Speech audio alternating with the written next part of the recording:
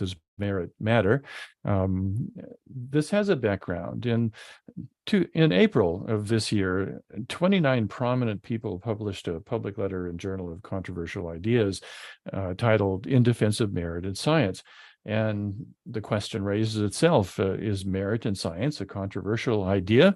Well, apparently it is, since this manuscript was turned down by several prominent mainstream science journals before landing in the Journal of Controversial Ideas, of all places. Well, okay. This article in defense of merit is, I think, an eloquent and thorough statement of principles of what is it that governs science. And the argument is that I think nearly everyone would say this, that science thrives only if it embodies the best minds, which are chosen on the basis of merit, talent. And when you choose them, you allow them unfettered access to the scientific frontiers. Not to bring myself into this, but shortly after In Defense of Merit came out, I wrote a commentary on it, and I titled it In Defense of Merit, Is It Too Late? Now, basically, I agreed with everything that the authors of In Defense of Merit said, but my concern was that universities had moved so far away from their core missions that principled statements might carry little weight against the larger political interests that have taken over the university of late. Today on Restoring the Sciences, we have two of the authors of In Defense of Merit as our guests. I'd like to introduce them momentarily, but I'd just like to get a couple of housekeeping details out of the way first.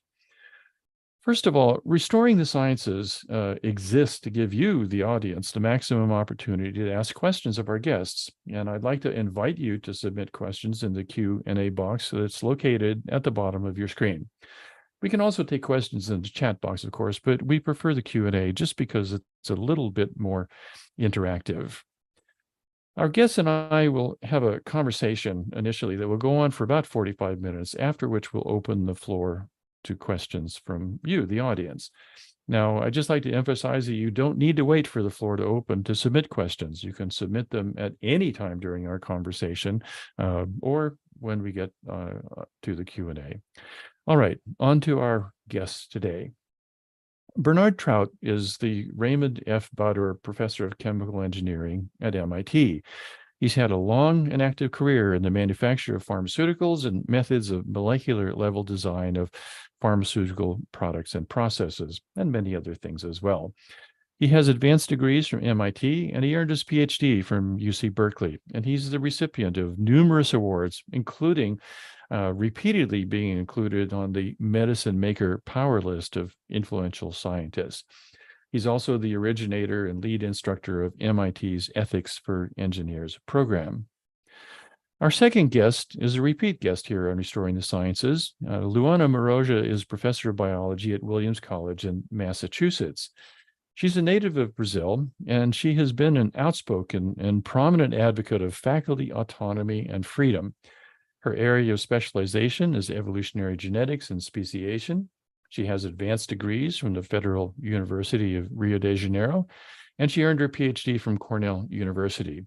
And she's been at Williams College since 2010, where she's presently chair of the biochemistry and molecular biology program there.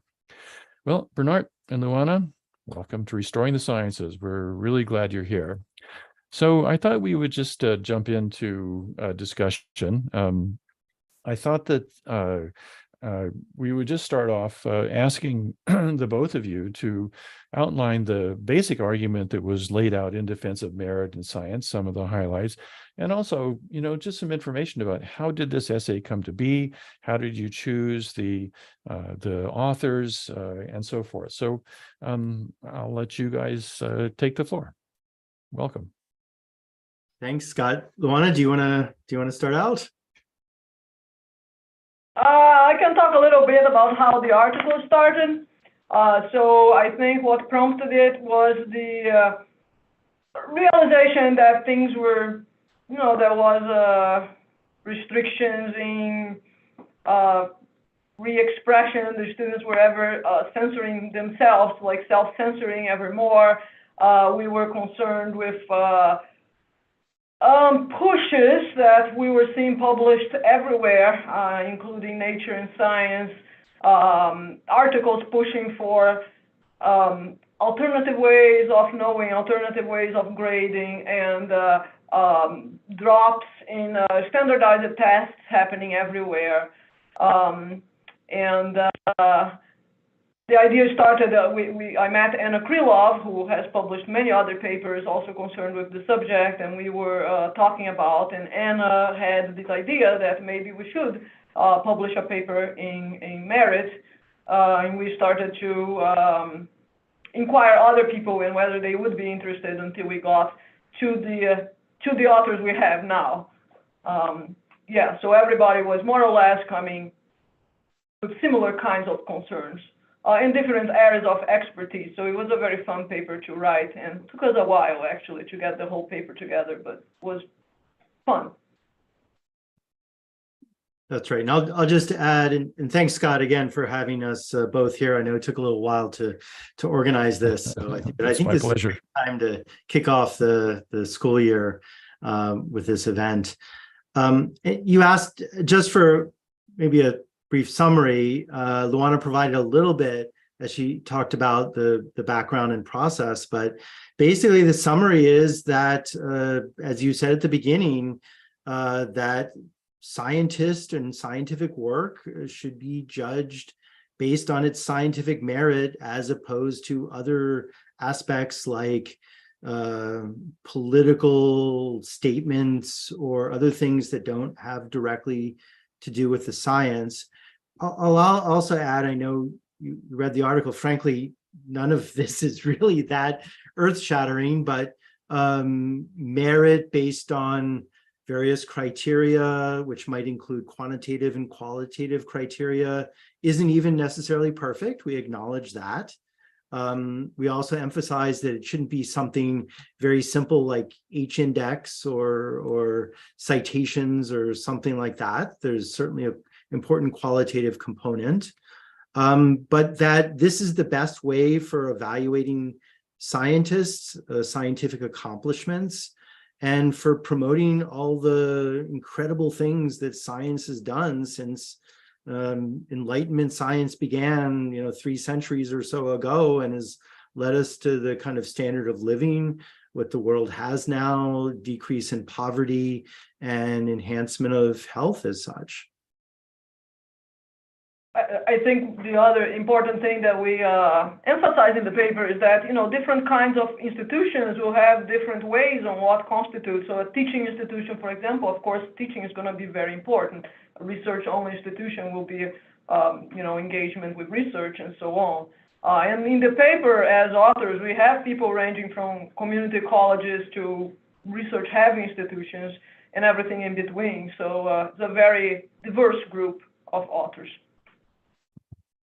One of the things that I already mentioned, that I agreed with everything that you said in there, but of course, what we're dealing with right now is this kind of sweeping takeover of the universities by this. You mentioned that the basis of science is liberal epistemology, and what we seem to have been seeing going on is the rise of a kind of a postmodern ideology in there, and it has basically taken over everything. And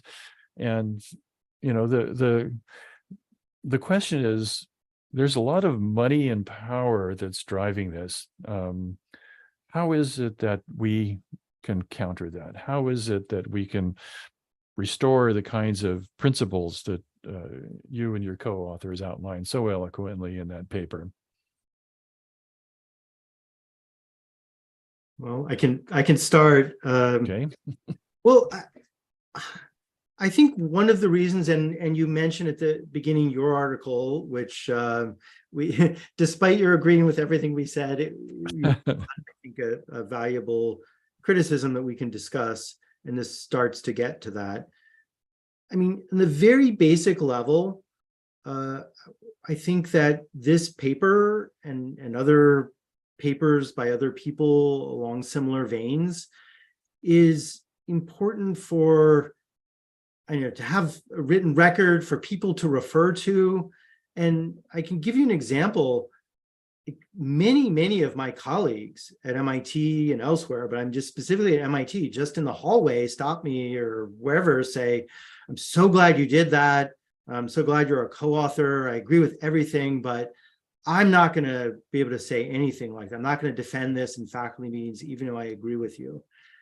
So I think, and having studied a little bit, I'm a scientist, not a historian, but I've had a long-term interest in understanding, let's say, the former Eastern Europe and Soviet Union and whatnot. I have friends who are from there.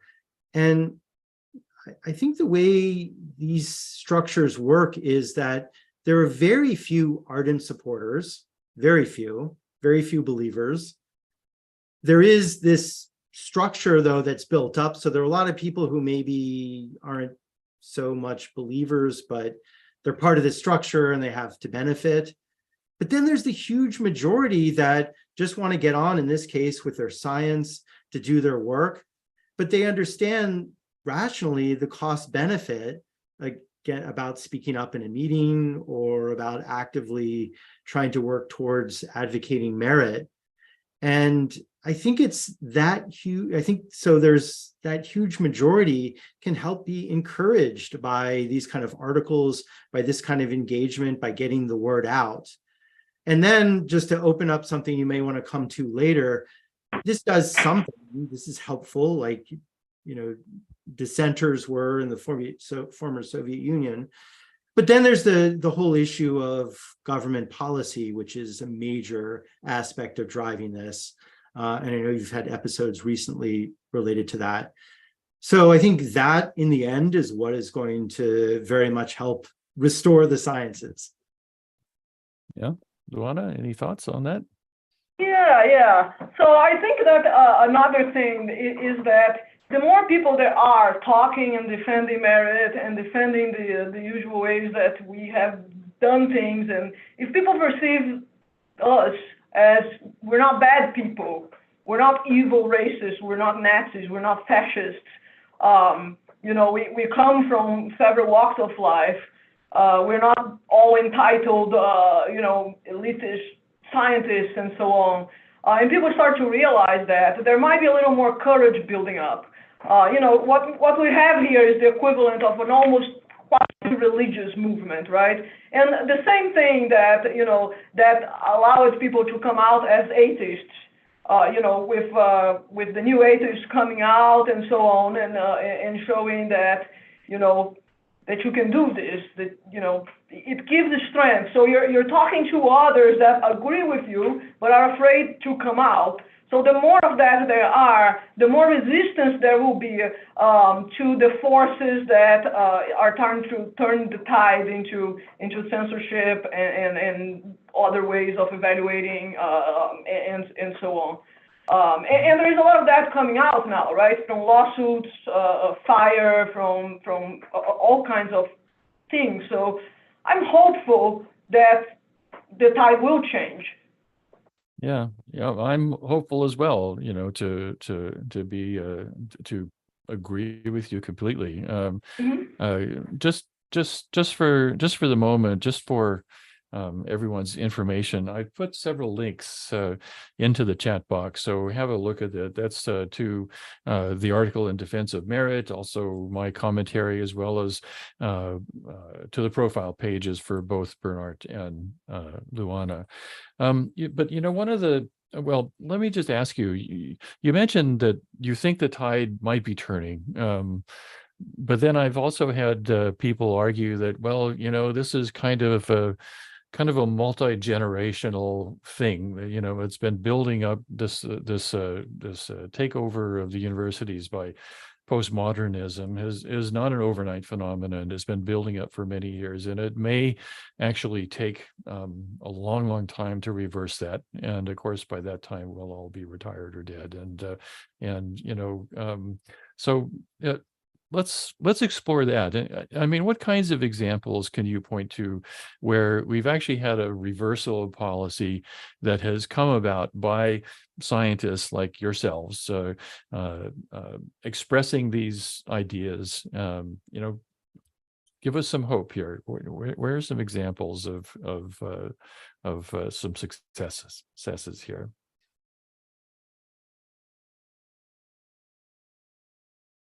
You know, that the tide is changed doesn't mean that it has changed yet, right? You know, we managed to get this paper published and all.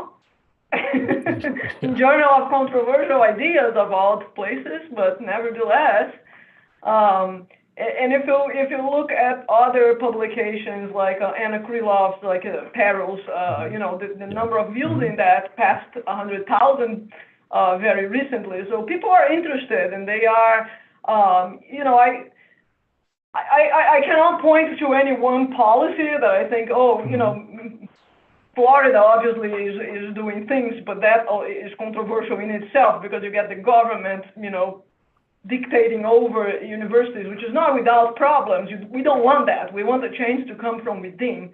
But even then, you know, in my institution, I definitely see way more people talking more honestly about the self-censorship, about the lack of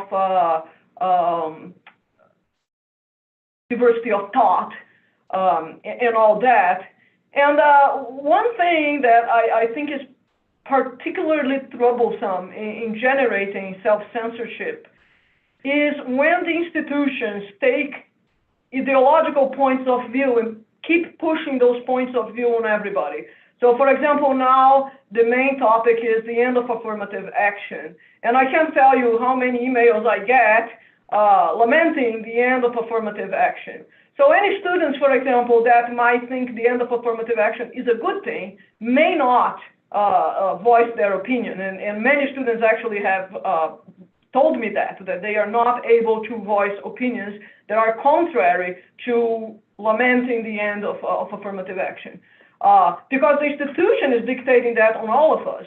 So I think that one thing that should be adopted, so we're pushing a lot to adopt the Chicago Statement, and the Chicago Statement is great, but alone will not solve the problem of the self-censorship. Like here we have some version of a Chicago Statement, and ever since we passed that, there hasn't been any controversial speakers in campus, right? In part because of the pandemic too, so you know there was that problem, but if we could get institutions to start to adopt the Kelvin principles, the Kelvin principles state that institutions should not take political views. So they should be not taking political sides or sending political emails with what to believe and what not. I think these would actually go a long way. It's not something that universities are adopting like they are adopting the Chicago Statement. So, you know, starting with a push for political neutrality on part of the institution would be a fantastic policy that I would really like to see enacted from the ground up, right, from within. Yeah. Yeah, maybe I'll just add also similar experience that I've had. Again, I don't think the tide is turning by any means. I think maybe it's slightly slowing down. But no, I don't think it's turning. But so I can give you an example in my department, you know, without going into the details of the policies that were voted on. It used to be like I was the only one voting against things. Now there's a substantial minority that are voting against it. Probably the majority doesn't believe in certain things, but they just don't want to go against the powers that be. So there's that kind of incremental response. I think the other thing maybe just to bring up, which wasn't directly related to the paper, but around the same time, is the cancellation of Dorian Abbott at MIT. He's our first author. It is done alphabetically, as you see. Yes. And I think that really unleashed a lot of engagement across the country from alumni, for example, at MIT, but different alumni organizations at different universities. That led to a faculty-driven initiative, which led to our version of the Chicago Principles, essentially getting voted on, done by the faculty.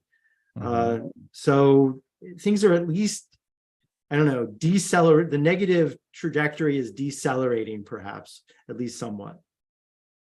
And you Well, know, right, that one of the people who initiated that cancellation from Dorian Abbott works in my college. So even here, that cancellation had massive, effect that, students were writing in the college newspaper how professors here were canceling other people and how that was not okay.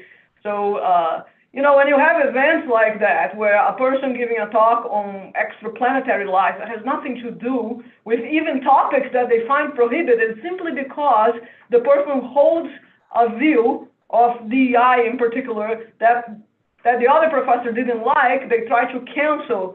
They give so much more publicity to that person. It completely backfires, right?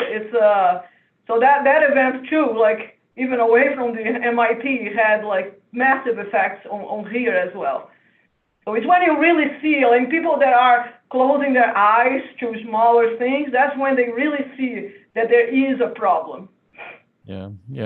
I mean, certainly the cancellation of Dorian Abbott was so outrageous that there was no way that it could not, grab people's attention outside the academy. Bernard, you're at MIT. Did the administrators who initiated Dorian Abbott's cancellation, have you seen any signs of contrition from them?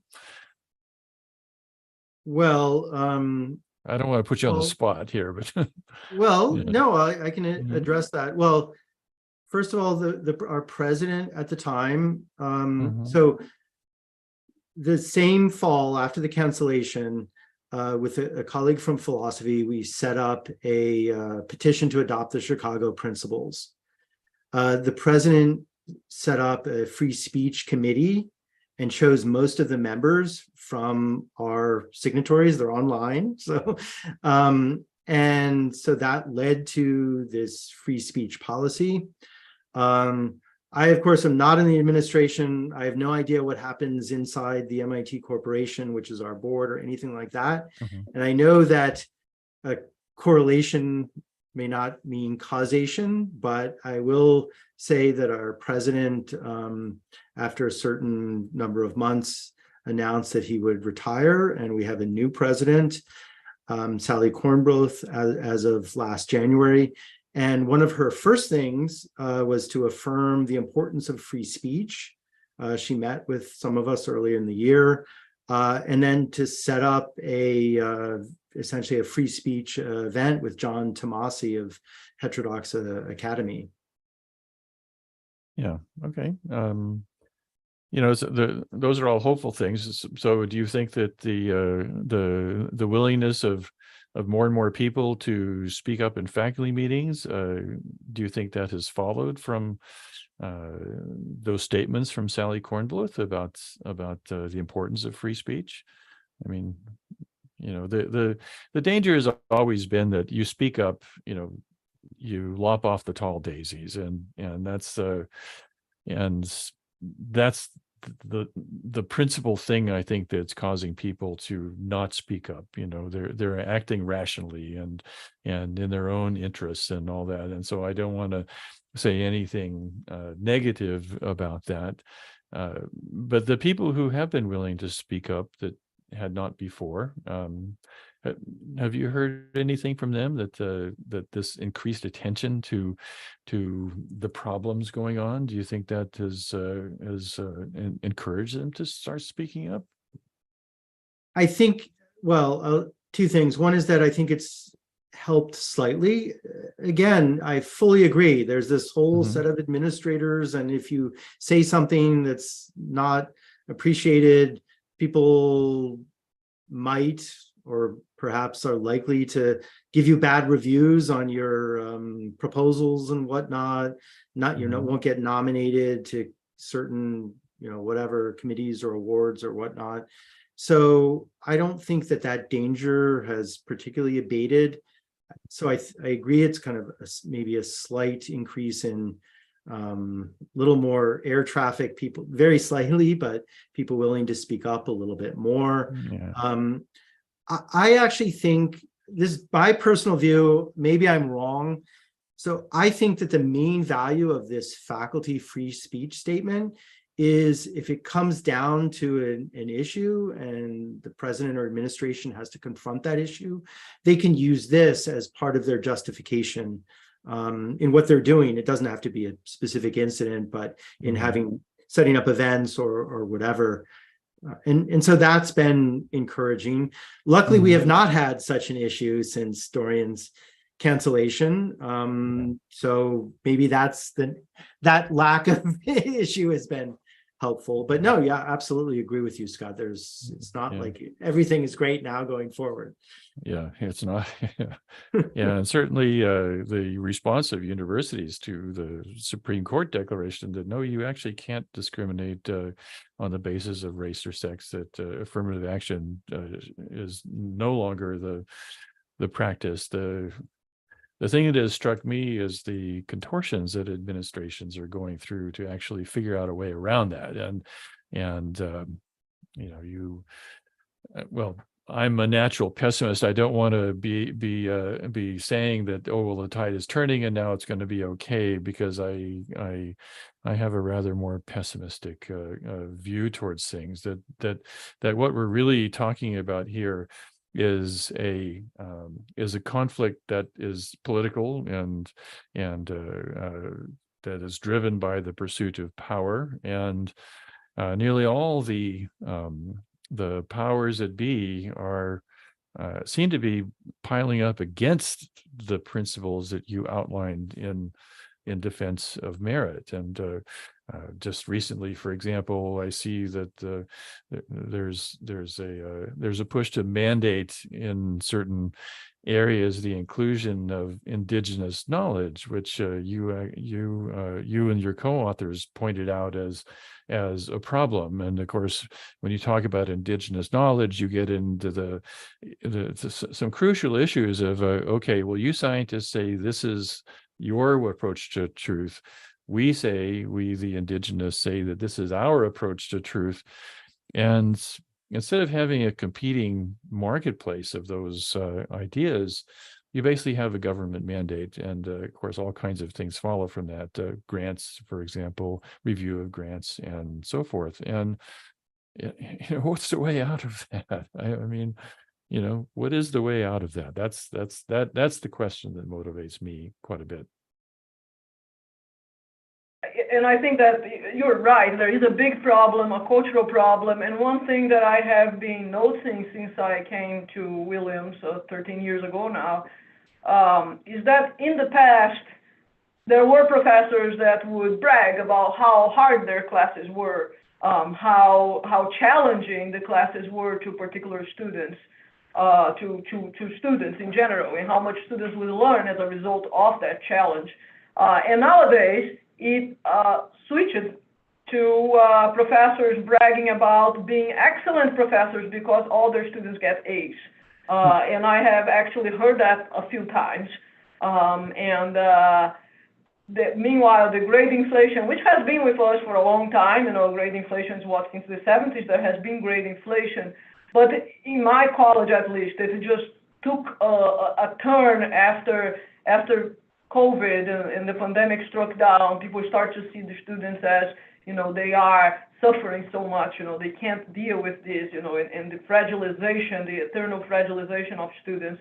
And you combine this with the multitude of education papers that are asking to decrease the gap. And if you read those papers, and I have read many of them, oftentimes what it means is switching the grades to something else. So do interactive tests and now grade the students on how interactive they are, and decrease the percentage of the exams and so on. Of course, there is a top, the top is A, you can't go above A. So the moment that everybody has A, the gap disappears, and we all solve the problem, right? But we also obviously create the lack of merit and the lack of challenge, because if you're going to basically be promising students to have A's for everything, then what is there to learn? You're guaranteed, basically. And there is literally people in my college that have done ungraded classrooms in which the students choose their own grades and all the students choose A's. We check that. And also like grade contracts, like you sign a contract and it says like, You come to every class, you're guaranteed a B plus. You come to every class, you turn in all assignments, you're guaranteed an A minus, and so on. So that is a serious concern, and it's something that the administration does not want to touch. You know, it pleases the students who are a customer, and nobody wants to touch that. And that is really challenging, because how do you choose like fellowship applicants? At the same time, you drop our GREs, you know, everybody got A's, straight A's. Like, how can you choose who gets grants, who doesn't? You know, you're basically diluting the metrics we had. So I think that's a big problem, and I'm not sure what the solution is. I really wish that governments would impose that colleges actually show the grade distribution. Like, if that had to be mandated and every college had to say, here is our student grades, then you could see that a college is serious rather than here's our student grades and everybody's in the A, right?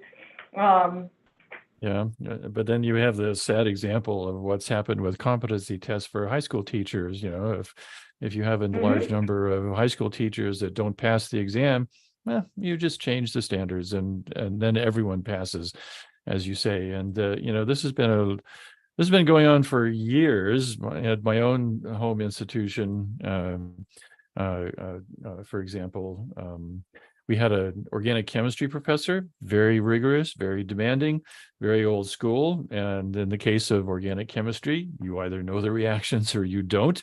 And with the students that were coming in, this was something that evolved over time. More than half the students were failing the course just on those objective measures. And what did they do? They set up a new easy organic chemistry course so that you'd have those metrics. But you know, you pointed out, Luana, that students in that case are customers, and this of course raises the fraught issue of what are they really pursue? What are people really pursuing when they pursue power? What they're really pursuing is money, and some of my colleagues, for example, Dick Linson, has said repeatedly that there's too much money floating around in science, that there's so much money floating around that you have essentially a whole class of rent seekers, which include administrators, you know, who often aren't scientists, the publishing houses, all kinds of people that are feeding off this revenue stream that are being brought in by us, the scientists. And that really confuses the interest and the power balance between the people who should be in charge, in my view, of the intellectual life of the university, namely ourselves, academics, who are steeped in that tradition, versus administrators who often only really care about the bottom line. Again, you know, this leads to the kind of radical idea that, gosh, maybe we're putting too much money into sciences these days, too much money into universities. Do you think that's, I don't think it's ever going to fly with our colleagues, for example, but what do you think about that? Are we spending too much money on science? Well, it depends who you mean by we. If you mean the government, I think that's what you were referring to, as opposed to companies doing their research and whatnot. Yes. I think so. I think that's led over the decades to a terrible degradation of science, mediocratization, and now politicization. So, I mean, that's certainly one way. Reducing that, again, I'm old friends with one of your previous guests, Terence Keeley, who's been arguing for decades that there shouldn't be any government funding of science, and he's written quite a number of thoughtful articles and books and given webinars on that subject. But even barring that, I think that unfortunately science is relatively small percentage of the discretionary budget, and that it's a very popular. Unfortunately, that's like the one thing that's bipartisan. Everyone can say, oh, I'm going to fund another $1 billion science here, and that's considered something popular. But barring that, the politicization can be removed. Certain requirements that don't have to do with science and applications, certain panel requirements, all these kind of things that I'm sure you've talked about and are familiar with, and your guests here are familiar with. I mean, the other thing, not just to, so I think that policy or politics, broadly speaking, has caused this, and that has to be a way to reform it. It's not just going to happen with some academics publishing a few papers, although I think it's helpful and being on a few webinars. But the current situation is unsustainable. Universities are unsustainable. We haven't used this term perhaps for a while, but it's a bubble. I mean, the government was just going to cancel $500 billion in debt. And so universities are living on government money and just building up administrations that are creating these policies, based on government funding, but that can be reversed pretty quickly with new policies. I don't know if that's going to happen anytime soon. And then, I mean, I hope that these kind of reforms can be done, but other things can happen too.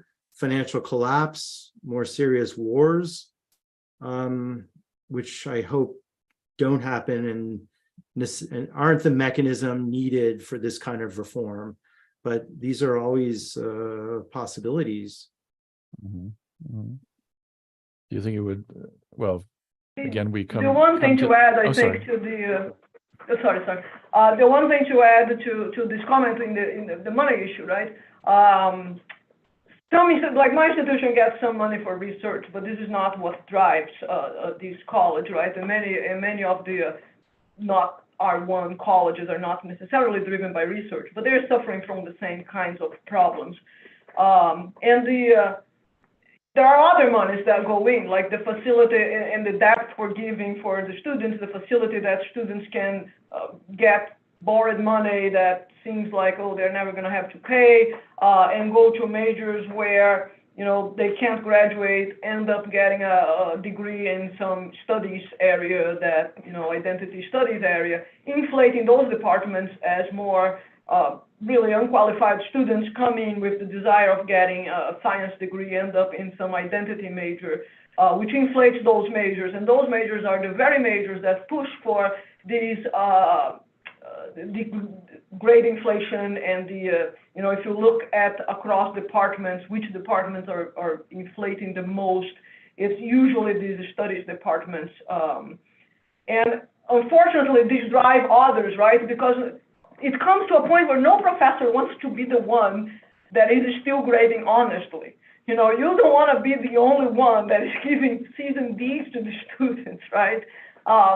So, as this starts to happen and every larger number of professors are doing that and diluting merit across the institutions, the whole thing suffers, including sciences.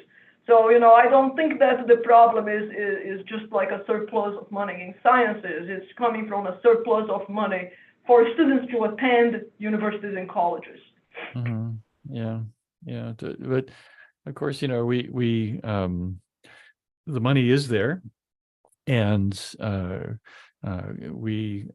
colleagues are rational actors who look at the landscape and make their decisions accordingly. And of course, one of the surprising phenomena in the progressive, what should we call it, postmodern takeover of the university, including the sciences, is it's actually in people's self-interest to pursue these kinds of postmodern, and I think we would agree, ideas that are inimical to the scientific enterprise. And so if you look at the academic ecosystem, the developments seem to be perfectly rational based upon the structure of rewards and incentives and disincentives and so forth.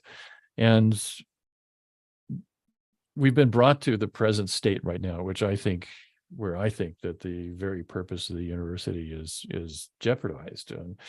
And so again, that raises another question: where's the reform going to come from? Is it going to come from within, or is someone going to have to take the reins from outside and actually say, no, you can't do that anymore.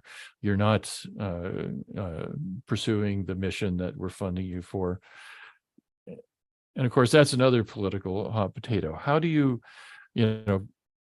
what role can outside players like governments, let's just put that right on the table.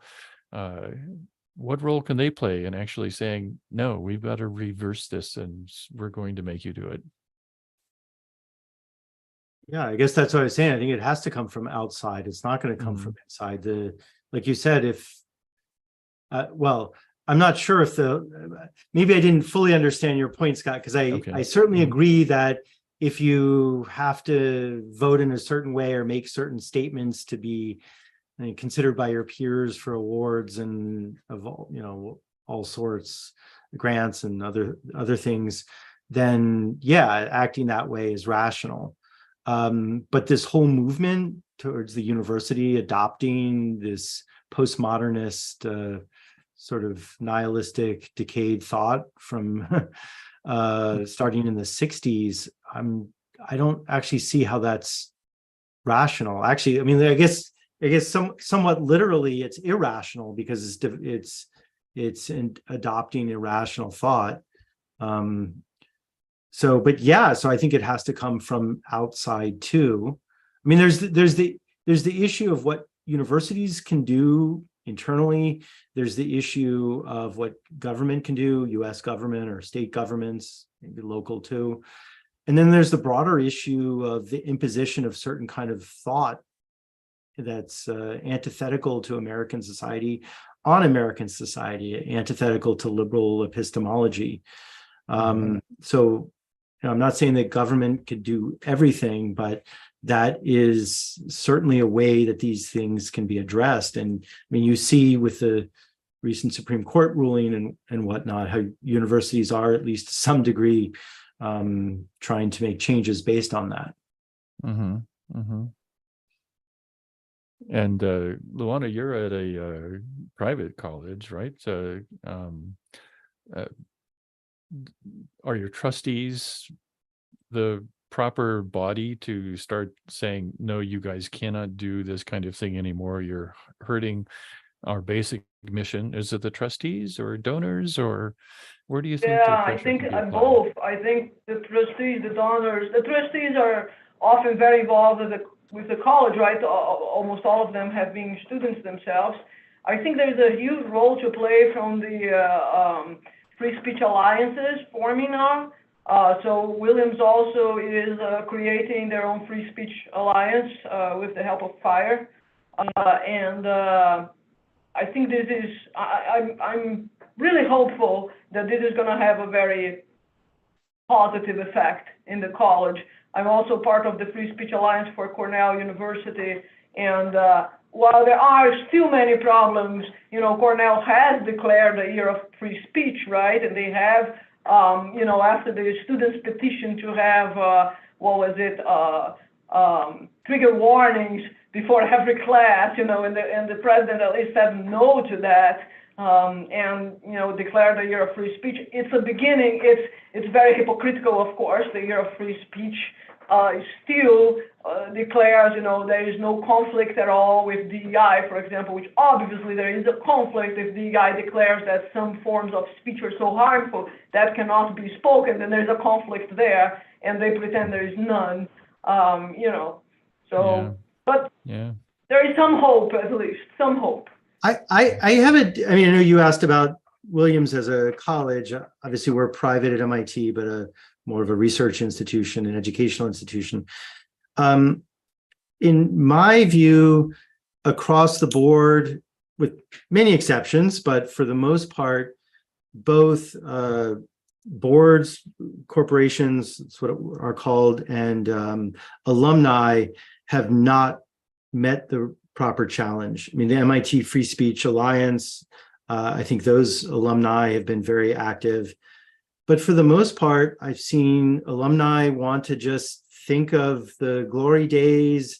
They're happy to keep donating, getting wined and dined, getting nice letters and caps and whatnot, and feeling great about things. And frankly, I think it's very similar with the corporation. That's our, again, governing body. These are wealthy alumni. They seem to be primarily there to be hit up for donations, and they just let the administration do whatever the administration wants, basically. Yeah. Many of them like the view that things are perfect there, right? Like here, many alumni have like, oh, it was so perfect, it continues to be perfect, and I don't want to know anything else. Yeah, it's sort of a willful, imaginative view to make them feel good. Yeah. And certainly the Free Speech Alliance movement is helping, because the missing voice in a lot of these trustee interactions has actually been paying serious attention to faculty. I think, and that's that kind of deflection into rah-rah, golden age and that kind of thing for donors and alumni. I think that's been a serious problem, and I'm hoping that people are waking up to that. Okay, so we have a whole lot of questions lined up here in Q&A and the chat session. So I think let's start going through these. Before I introduce the questions, let me just say that when we have a lot of questions like this, sometimes we don't always get every question that we would like to have a look at. So if your question does not get answered to your satisfaction, by all means, send it to me at my email address. It's Turner, TURNER@NAS.org, and I'll do my best to get your question to our panelists. So with that, I will now shut up instead of taking up time, and let's start going through some of these chat and questions. So Jack Budney in the Q&A asked an interesting question. It says you both, well, obviously we're academics who've taken a step towards merit-based science, but what is it that non-academics can do? And we've already spoken about trustees and whatnot. What about other kinds of scientists or people who are outside the academy? What can they do to reverse this? And how do we get them to act that way? I think parents that have kids that are applying to school can actually do a lot, like, inquiring directly, like when you have the little tours and you ask, what are grades like here? What kind of challenging intellectual things, like to talk to the president, or to admissions people, and, expressing the interest in merit-based colleges and universities, not just for fun, not lazy rivers and stuff like that, but yeah, I mean, you can, just like anything else, you can engage in meetings with your schools, with the school from which you're an alumnus or alumna.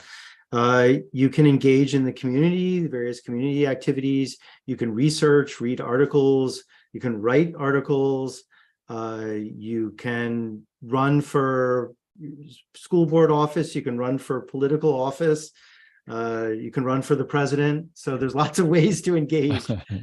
Frankly, I mean, academics aren't going to solve this problem. This problem came outside of academics. Yeah, and I think certainly parents that you mentioned who want to, my experience with parents when I was an active faculty member is that they're very, very concerned that their kids are going to get a rigorous education, presumably because they're most closely affiliated with the issues that typically plague immediate post-adolescent teenagers, the kids who are going to be going to school, and they want to make sure that their money is well spent, that they're going to have something that comes out of it. James Enstrom has an interesting comment here in Q&A. He asks, will you support a direct challenge to science editor-in-chief Holden Thorpe? And we've all had some interactions with Holden Thorpe. I'll defer mine, but I know, Luana, you have been involved in this, but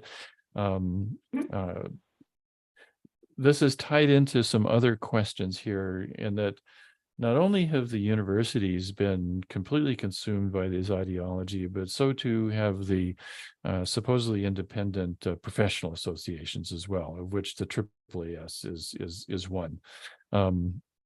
So do either of you want to challenge Holden Thorpe for his editor-in-chief position? Are you ready for that? That would not. I would never be accepted for an editor-in-chief, but I did debate Holden Thorpe, and I'll put that in the chat. Yeah. I wrote a Yes. little thing about that. I debated Holden Thorpe in North Carolina. It was a very interesting experience, especially seeing that what he preaches is not, is not what he does actually. Like behind the scenes, talking to him, he had a very high view of merit and was saying like how we were all early, like all good scientists, we arrive early to this meeting, and I was like, no, wait, I'm from Brazil, I'm always late, like you should expect people like me to always be late, So that was entertaining for sure. Yeah. And I put it on the chat, what I wrote after the debate, and the debate is linked to that. Yeah, I should say that we actually tried to get Holden Thorpe to come on to this webinar series, and it was not a good experience. He refused to actually come on. In fact, he had his assistants deal with me rather than he himself. And so, yes, we have reached out to Holden Thorpe to try to get him to defend this tendency of the AAAS to becoming basically a social justice organization, not a science organization. But the kinds of things that is happening at AAAS is happening in all our scientific and professional societies. I think it was mentioned in Defense of Merit article that the Society for the Study of Evolution is now gone woke completely. And, I don't think there's direct payments of money in there that are influencing that, but it's definitely coming from our colleagues who are pushing this in the governing boards of professional societies, which also keeps me up at And night. Scott, how about the National Academy of Sciences? Oh, absolutely. Yeah, absolutely. You're absolutely right there, Bernard. Okay, so any other thoughts on the takeover of the professional societies by this ideology, this postmodern ideology? I think we've all seen it. I think every single major professional society has gone down this path. Yeah, I mean, again, it's like these trends where everyone feels like they have to say certain things, whether they believe them or not. I think that's a very dangerous aspect of this. And I mean, the good news, I agree with you, Scott, on that. I think the good news is it can be reversed for the same reason. It's not that people believe so much in postmodernist ideology. It's that there's a small fraction of people, and I mean, various aspects in thought, as we've talked about, that seems to have captured academia and therefore has flowed over into these professional organizations, and for that matter, many private corporations. And so they're not going to be reversed overnight, but the trends can certainly change. Yeah. Michael GOL ... I'm sorry, Michael, your Michael Golan. Okay, there we are. I got the whole name. It was being cut off. He just we spoke about the MIT Free Speech Alliance, and he's talking about they had their first annual conference yesterday, and self-censorship, the kinds of thing that we were talking about, was a topic covered by several of the speakers. I don't know if either of you were involved in that, Luana or Bernard. Were you? Did you go to that conference? Annual conference? Yeah, fortunately, I was kindly invited, and I had a conflict already. Yeah, trip that was already arranged, and I couldn't make it, so I don't know. Yeah, I was just wondering if you could give us some insights into that. So Michael, if you want to add some things into the chat session to enlighten us on that, that would be much appreciated. Jack Budney also asks, have you identified any traits, characteristics, or motivations of those who do not want to accept merit? That is, what is it that's motivating these people to oppose merit? Any thoughts? So to start, none of them will actually say, I reject merit altogether. They will just say there's other ways of evaluating, there is other forms, there is anti-racist gradings, there is like other things that are, that, you know, but they will not say that their method is not meritorious. They will say like it's meritorious as well. So, you know, that, you know, the people I see, for example, that will defend ungrading, which is when students choose their own grades without any basis at all. They defend and they think that people learn more this way with no tests, and you're self-driven and you're honest and you're completely honest and you're going to give the grade that you actually deserve. And, you know, I can point to several web pages of people describing this method as, you know, the best thing under the sun, because, you know, and I don't know if they truly believe deep inside that this is helpful to the students. I suspect they don't. And I suspect at least some of them don't. There are obviously true believers out there too. But it's something that makes it easier for everybody. The ungrading method, you know, imagine if I didn't have to grade the exams anymore. It's like, great, that's my least favorite part of the job. Like, you know, and it facilitates to everybody, and you can say, oh, look, in my class, all the students do so well. I'm such a great teacher. You know, at this university, every student thrives. Without seeing the deep harm that this causes, which the reality is in this university, nobody's learning, nobody's challenging themselves, right? So I think that they ignore this part and they say, oh, look, everybody feels so good in my class. Look at the high evaluations they give me. And once we started to evaluate professors by the students, it is very easy to change your evaluations by simply starting ungrading, right? Yeah. So there are, you know. Yeah, I mean, I think it's a sense of smug moralism. I mean, to greater or lesser degree. I'm so good, I'm a good person, I'm doing the right thing.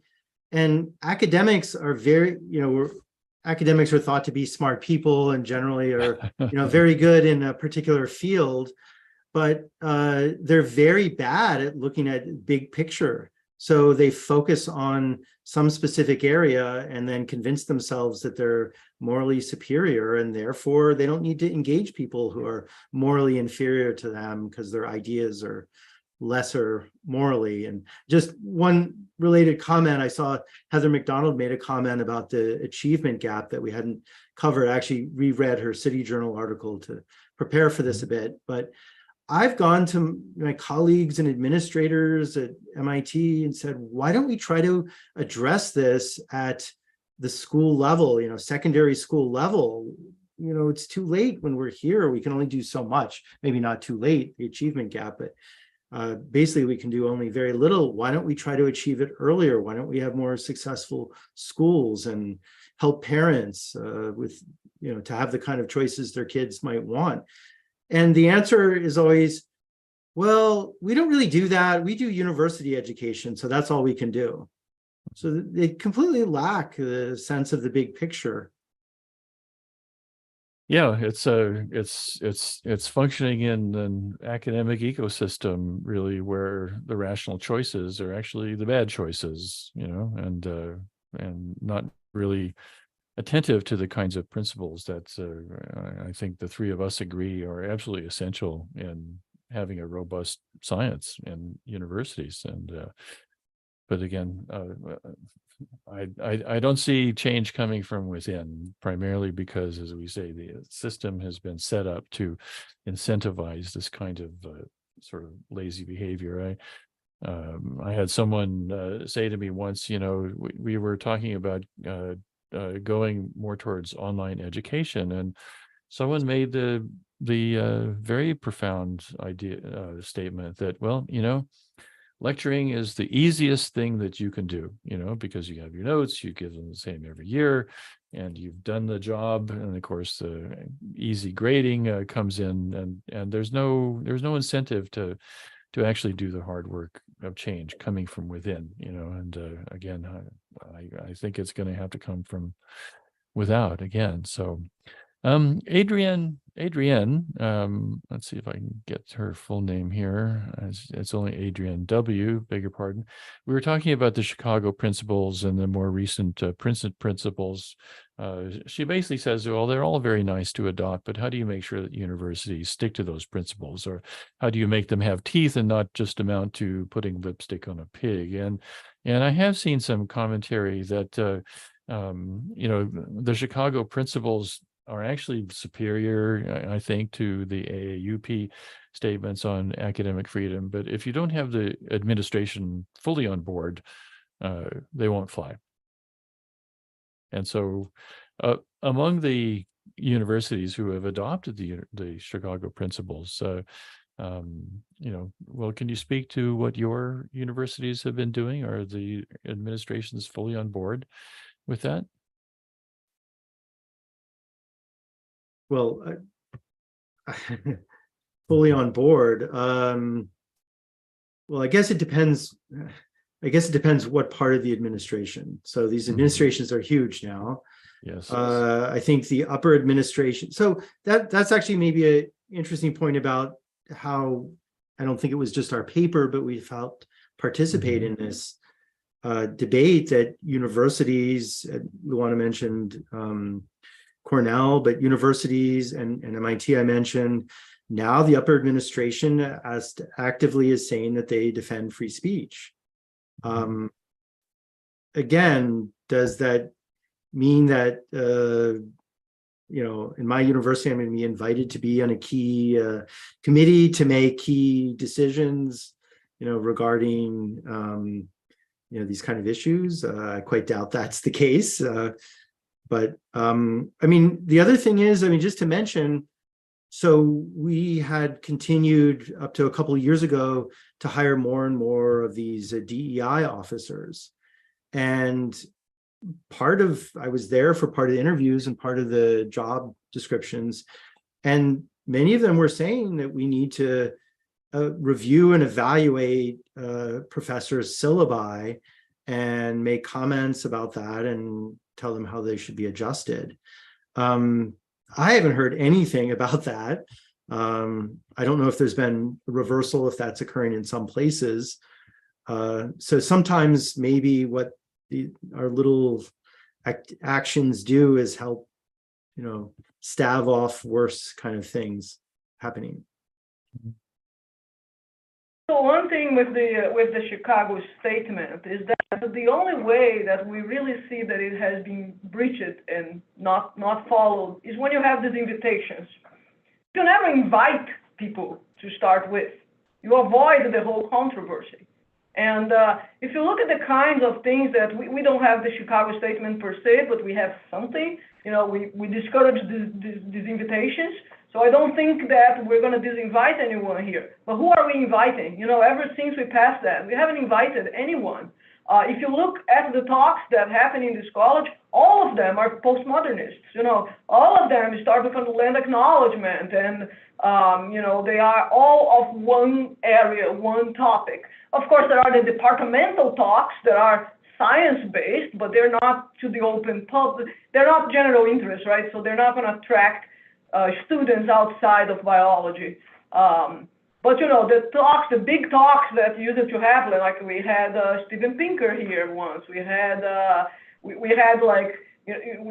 to have a controversial learning series, and that's how these invitations happened, right? But it was a black student, and he was inviting quite controversial people, like Derbyshire was the one disinvited. Yes. He invited Charles Murray, So when those were happening, it was like campus was really excited. Everybody was talking about it, and students were planning protests and whatnot. And ever since those disinvitations and the Chicago Statement controversy, and we tried to pass the Chicago Statement, the students came up saying free speech harms. Literally to our meeting with posters. Ever since this happened and the administration took over the discussion of the Chicago statements and passed some version of it, we haven't had anything. So I think that even more pressing is we need something that pushes for debate and intellectual atmosphere that invites disagreement, and we don't have that. Yeah, we certainly don't. And you were mentioning that Black student who was inviting people like John Derbyshire and Charles Murray. As I recall, he was actually summoned into the dean's office and kind of shown the instruments of torture. Right, you will, it will be good for your career if you keep, stepping off the reservation in this way. And I just throw up my hands. He had outside money. That's how he was bringing the speakers. And one thing that the administration was discussing, and I actually don't know if they passed that or not, was to not ever allow outside funds anymore. So everything has to be vetted by the administration. So you can't go and invite someone. You have to have internal funds first, and then you have to have permission from the administrators to invite that particular person. So these invitations never happen, but so what? Neither does debate or a constructive disagreement. Yeah. James Enstrom, who mentioned something about Holden Thorpe, I just wanted to clarify what he said. He put in the complete message. Apparently, he did like I do, which is prematurely hit send. So he asked, will you support a debate with senior editor-in-chief Holden Thorpe regarding science editorial policy that blocks politically incorrect findings? And he has in there a link to an email exchange that he had with Holden Thorpe. And I already mentioned that certainly he's debated Luana, I think at least once, right? You've been on the stage with him a couple of times, I believe. But he is not interested in coming on to debate us at the NAS. He's made that quite clear. So just to clarify that. Just a couple of other things in here.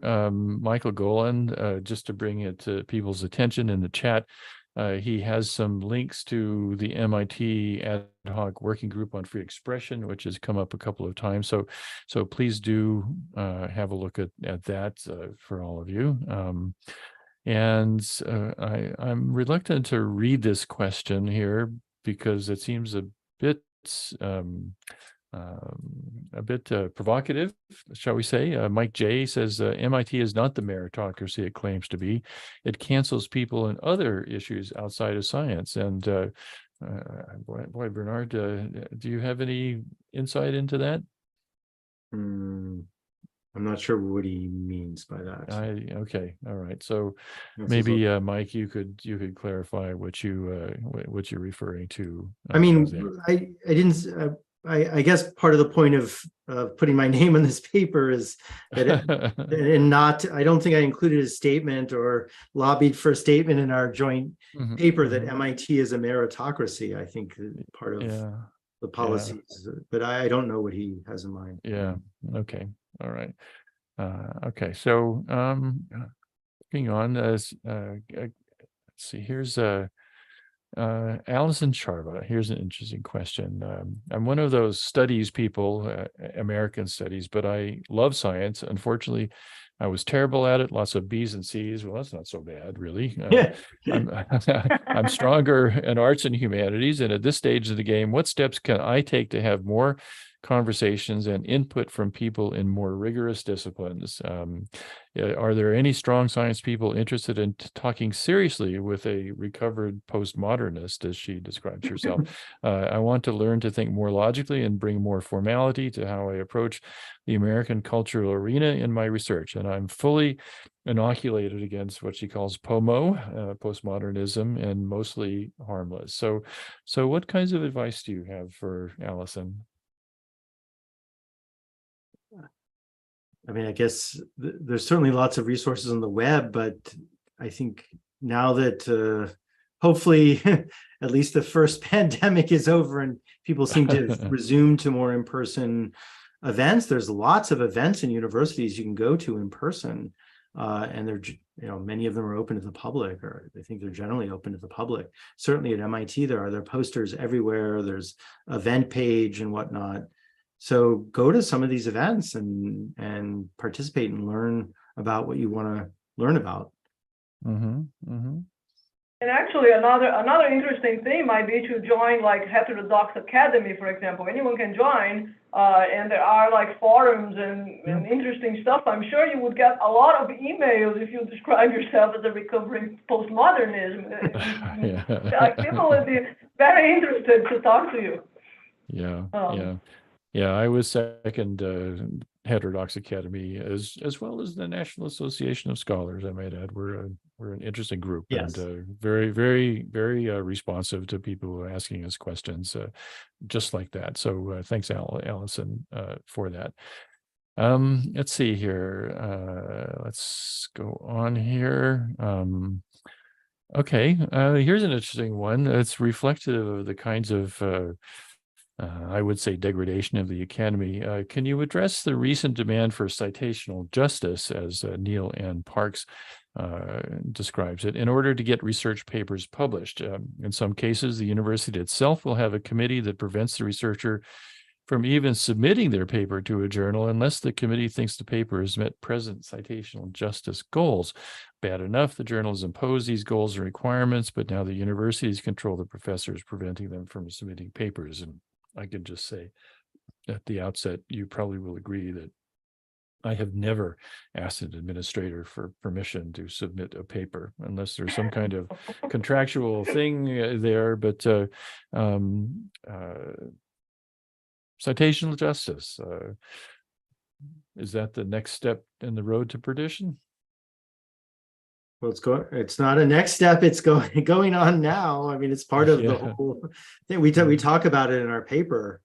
But yeah, I think that's very much a part of it. I'm not sure about the committees, though. That I'm surprised about, because at least that one thing is generally academics just submit paper. It may be in journals, but at universities, that I have not heard of. If there's a real example of that, that's I think I would say to Neil Ann, if that's going on at your university, get out of that university, because they're not your friend. Or let people know. It's also happening a lot with conferences, right? You have to invite key speakers that are of many backgrounds. Instead of choosing them for their merit, you're choosing them by their identity. And I think that's one of the most racist and horrendous things you can do. Because if the talks turn out not to be about science sometimes, had a whole talk I went to about some broken pipeline, and it had nothing to do with science or what I was expecting. It generates, you start to think, this person was invited for quotas, this person was invited for quotas. That's the worst thing you can do. I don't understand what's the goal of either that or constantly now at my conferences, you're calling other researchers and even current researchers now, like eugenicists or racists or this or that. It's like, how is that gonna attract diverse people to your field if you keep demoralizing your very own discipline and not taking into account that people lived in different times, all these things. It's just like, I don't understand how they don't see how damning this is. Yeah.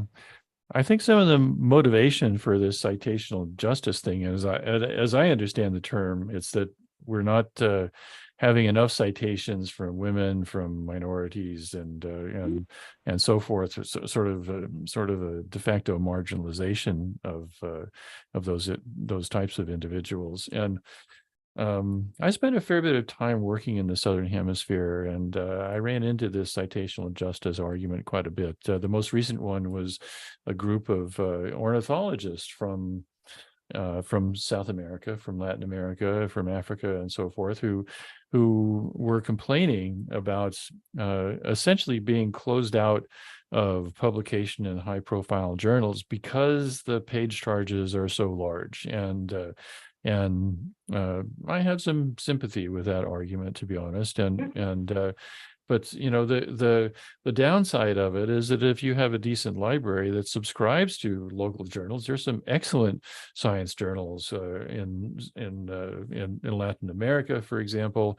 And if you want to get into the really interesting stuff that's going on in those areas, that's where you publish, because that's the natural home for those sorts of things. And the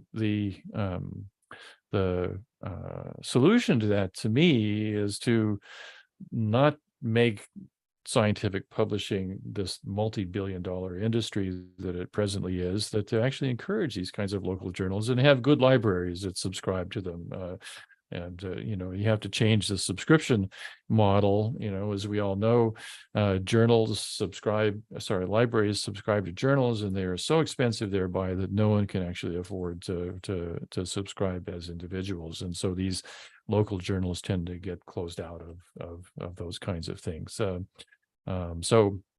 That's my little take on the citational justice. Of course, another thing they could do that would cost money is remove those fees. It is very true. I come from Brazil. It is very true that there is no money. There is no money. Yeah. There is no money to pay publication fees. So why don't they waive it instead of saying citational justice that, it's pointless. You're going to cite someone just for their identity. Start to give discounts to poor countries. It's amazing. Yeah, well, I think they're doing that to some degree, but then in terms of access, there's a very large movement towards open access.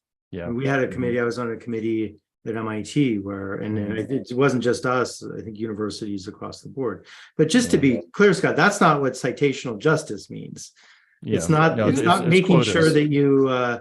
It's not somehow in some abstract way trying to help some ornithologist in in South America who can't afford page charges, I think. No, it's very much the politically correct quota system kind of thing. That's my understanding of what she refers to when she's talking about citational justice. But some of the complaints from some of these Southern Hemisphere ornithologists is that they're not cited, and because they subscribe to journals that most English-speaking people in the Northern Hemisphere have no idea that they exist. So anyway, I agree with you. We need to have reform in the academic publishing industry.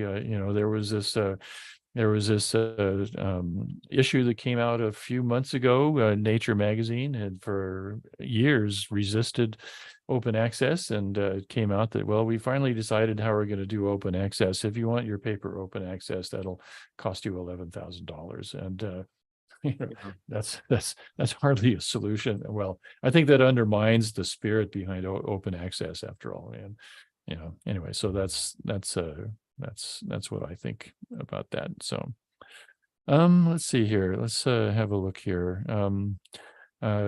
Someone who only goes by a number, 00702681, brings up the issue of being held accountable by accrediting agencies. And of course, this is another way in which this kind of postmodern ideology creeps in. I've had some correspondence with engineers who faced this with the accrediting agencies for engineering programs, and just all of a sudden, the accrediting agency is saying, well, you need to have these kinds of affirmative action things in your program, or we won't certify you. And could those be leverage points? 00702681 asks us. What can not only we as academics do, but also people outside the academy do to actually put some pressure on these accrediting agencies? Yeah, I think that's an interesting idea. If you can get them to do that, yeah, that would be a good lever. But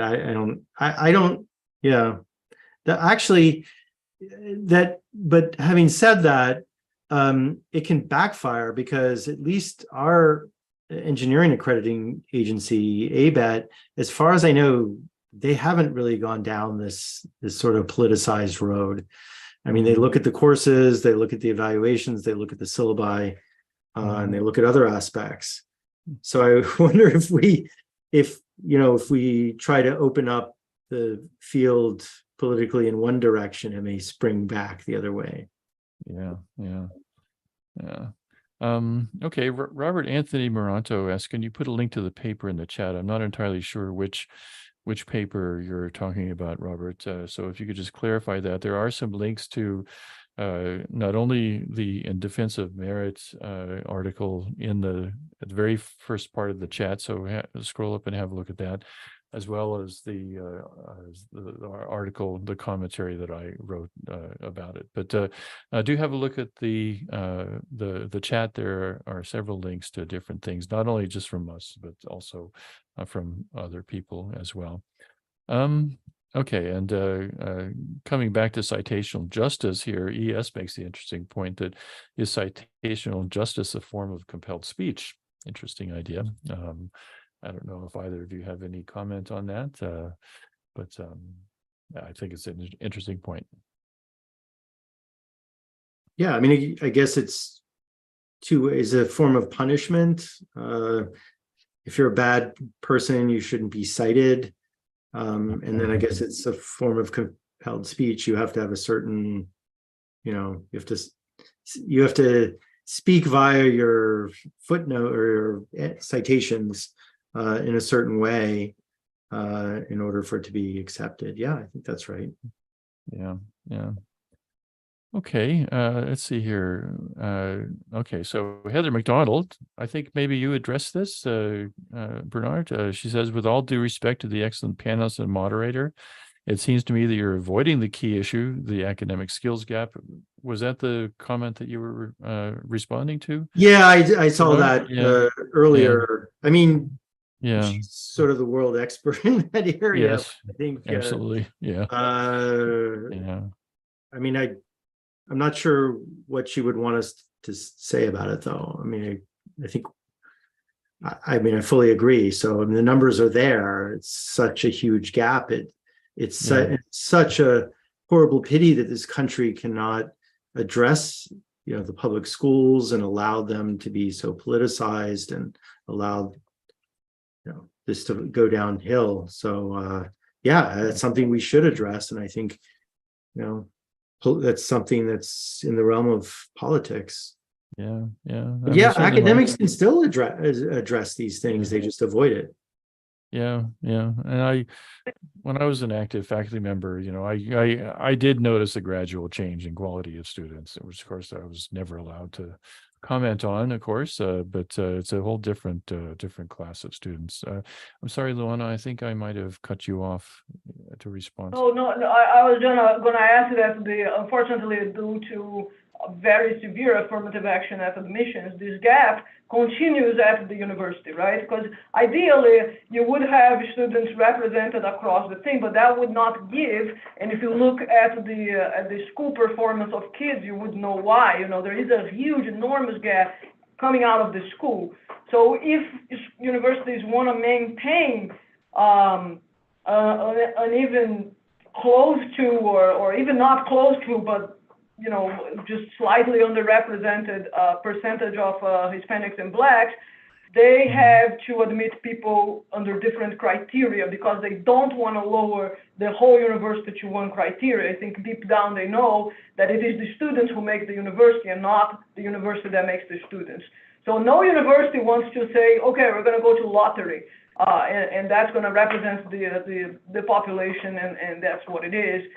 So they want to have a representation, but they can't have a representation given who they're getting from the schools in the country without lowering the bar to some groups, but not to others. And that the whole the Asians would be way overrepresented in academia if they were to take just merit and so on, and they don't want that. And definitely, I think that is one of the big pushes, right, for all this anti-racist teaching, increasing A's.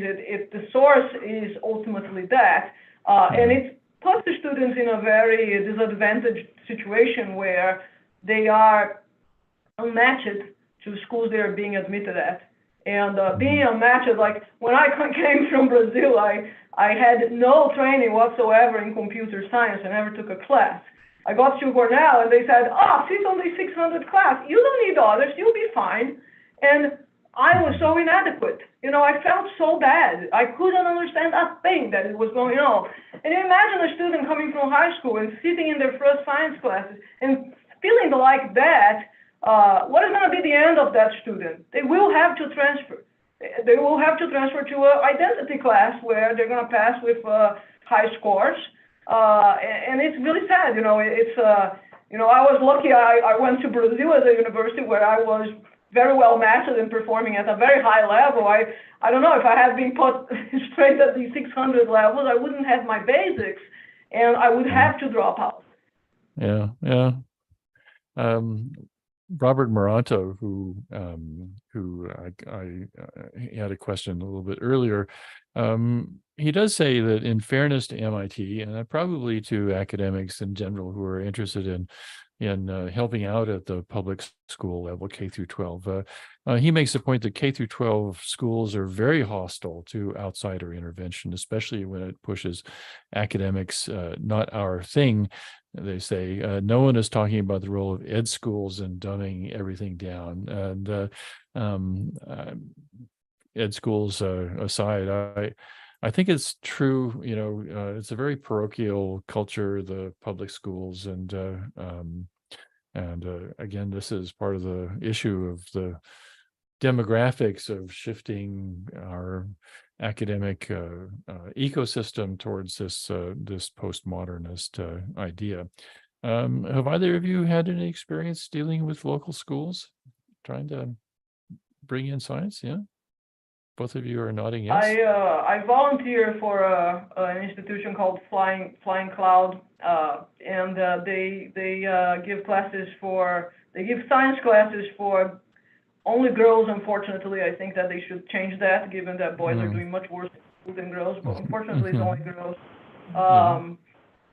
Where they get like failing students and they try to give them some science experience, and it's difficult, right? I mean, these kids have behavioral problems that are really, really challenging, from aggression to all kinds of things. So it's a really difficult solution. I don't know, we see these methods that apparently are miraculous, like, showing a 1-minute video for freshmen of like how everybody struggles and that's going to change their lives and everybody's going to do well. I mean, it can't be that simple, otherwise everybody would be adopting, right? When you look at you see these miracles published, and you look either in the additional information and you see that, okay, this miracle happens only when you change the way you grade. So you're not really assessing learning, you're looking at increases in grades that are caused by grade inflation, not learning.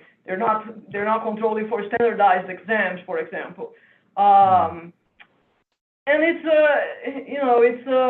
a lot of times you see a positive paper that seems to be miraculous and someone follows up and increases that and it falls apart, or it depends on the teacher alone. So like a flipped classroom, technically a miracle, flipped classroom. I don't have a single student that says they like that, and they say, that is the new method that's going to change everything. Everybody's going to learn so well with flipped classrooms. And, I don't know. I don't see it. So, there's sometimes someone is really good with a method. They publish a paper, seems like a miracle. And when you apply to other people, it fails. So it's really difficult. Yeah.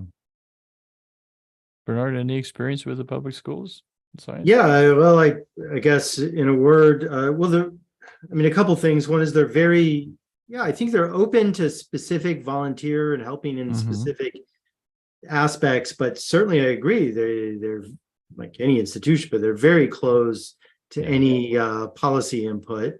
But when has that ever stopped academics? I mean, in universities, we write papers on everything. Why should we not address that? This huge gap again. It's just saddening.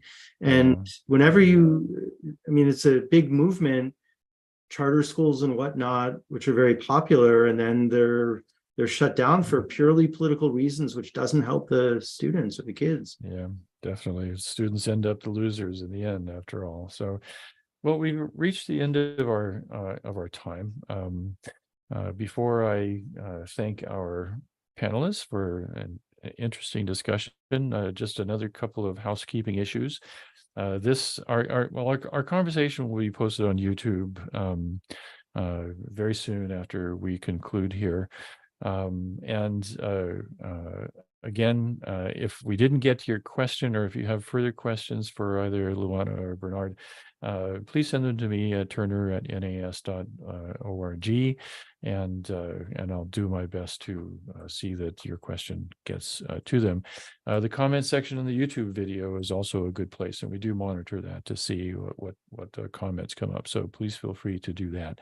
And before I turn over our discussion to Luana and Bernard for any last thoughts, I just do want to plug our webinar that's going to be coming up next week, another Restoring the Sciences. Our guest then will be Frances Widdowson, who will be talking about her experiences with this whole issue of indigenization of well, in her case, of archaeology and history, and to what extent does that conflict with open inquiry.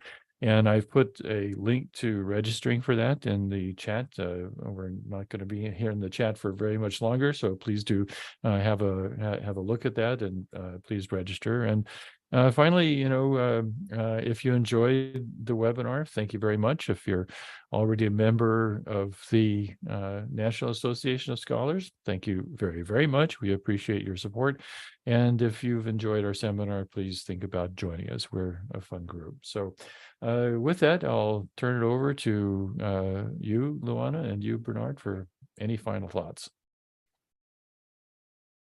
You want to go? Okay, I'll let you have the last word. I'll just say again, thank you, Scott, for a wonderful episode and for the invitation to be here and all the great comments in the chat and Q&A.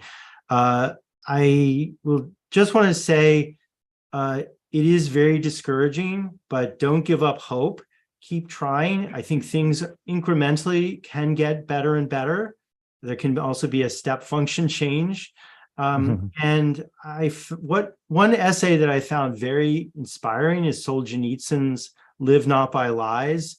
And I recommend that. There's a huge literature, of course, beyond Solzhenitsyn, but that's I think a very powerful essay that help people to be encouraged in these difficult times. Luana, final thoughts? Yeah, no, I agree. Don't lose hope. The more people speak out, the more we'll be, motivated to speak out. So if you can speak out, do. With hope, we'll turn the tide. Or at least stop it a little bit. Start reversing. Yeah. Well, I think the phrase that we will part with is "Live not by lies." Thank you for that, Bernard. And thank you both for joining us for a fascinating discussion. And we'll see